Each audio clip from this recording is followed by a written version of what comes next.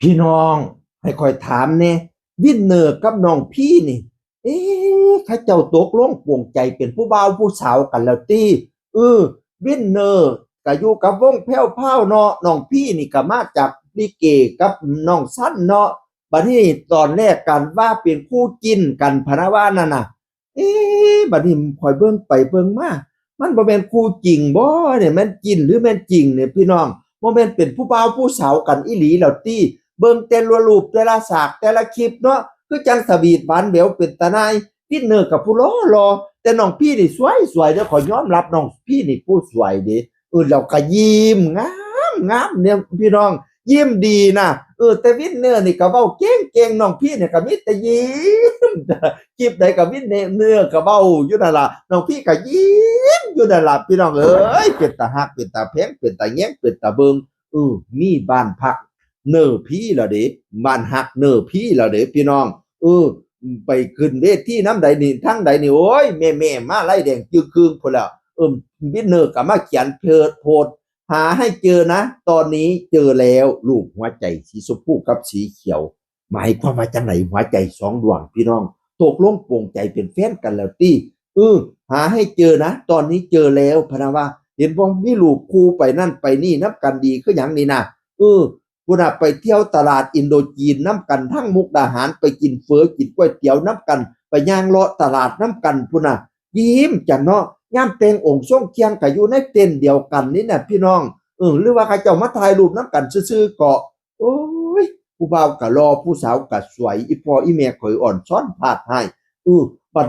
มาใส่สูทล่าสุดคือจังสูทแต่งงานนี่เนาะคือจังสูทพรีเวดดิ้งนี่เนาะไม่ใช่เรื่องบังเอิญ แต่คือความตั้งใจวินเนอร์แสงทองนางเอกพิรยา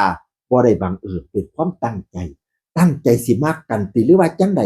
โอ้ยข่อยละบ่เข้าใจพี่น้องเอ๋ยไม่ว่าพรุ่งนี้จะเป็นอย่างไรฉันจะตามเธอไปทุกทางประสานผู้บ่าวผู้สาวพี่น้องเอ๋ยมื้ออื่นสิเป็นจังใดก็ตามสร้างสิตามกันไปทุกทางมาว่าดีแท้ว่าวินเนอร์ก็รักนะคะผู้เด็กบอกผู้สาวรักนะคะเออเราอาจจะบังเอิญเจอแต่รักเธอเราตั้งใจเราอาจจะบังเอิญเจอแต่รักเธอเราตั้งใจโอ้ยจะมันมีความคมดีหายสวีทปานเดียวหายอีพออีเมข่อยเอ่ยวิทย์เนอร์ก็ไปฮอดจังหวัดอ่างทองดีไปหาพ่อเฒ่าแม่เฒ่าติหรือจังใดเราก็เขียนว่าเคยอ่างทองมาแล้วครับว่าซั่นเคยอ่างทองบ่แม่นสิเป็นลูกเขยทั้งปุ่นอีหลีติพี่น้อง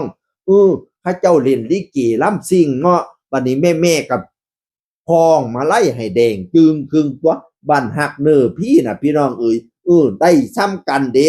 วินเนอร์ก็ได้พิรยาก็ได้พุ่นน่ะโอ้ยจะเป็นพากันรอกันสวยหากไม่มีพ่อแม่ FC ศิลปินก็คงขาดกำลังใจ